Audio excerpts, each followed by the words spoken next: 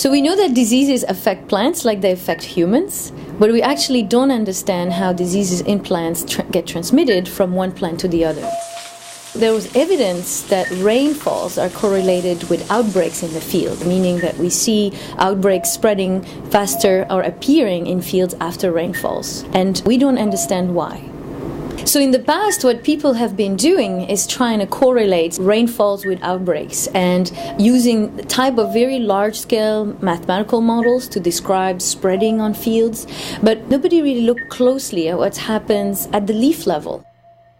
In the past, what have been thought is that when a raindrop hits a plant, that you have some kind of splash dynamics. So splash can be broadly defined as just water falling, and then you have basically droplets being emitted from that surface area.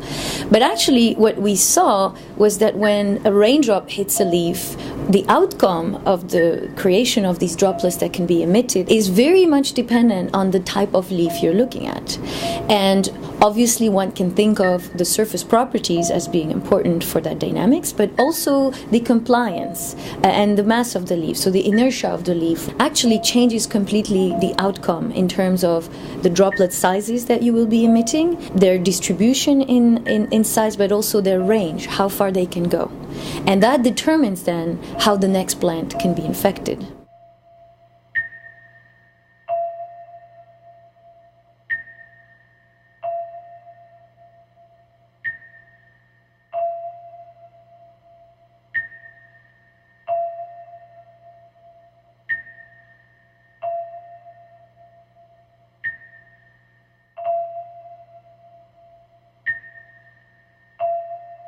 So it's important to understand the ratios of these different mechanisms, because the size distribution and speed at which these drops are generated is going to lead to a different pattern of contamination of the neighboring leaf. If you have relatively large drop being emitted and falling in the neighboring leaf, it is depositing locally on that surface area much more pathogens than what a small tiny drop would do.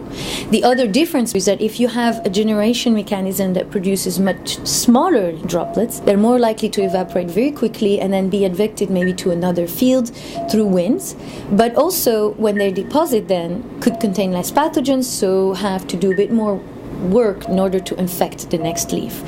So the competition between the size, how much pathogens you have in there, and how far these things can go and how quickly they can evaporate is all what is going to govern the spreading from one plant to the next. So the first outcome of this is actually being able to predict, in some sense, how if you have certain crops that have certain mechanical properties, you will expect to have a certain speed and pattern of outbreak in the field if a pathogen is introduced and if you know the rainfall process. So this could be tremendous help to better optimize, for example, the growth of various crops. So polyculture, which is a very, very old concept, and in nature you see that all the time. Crops are being alternated all the time.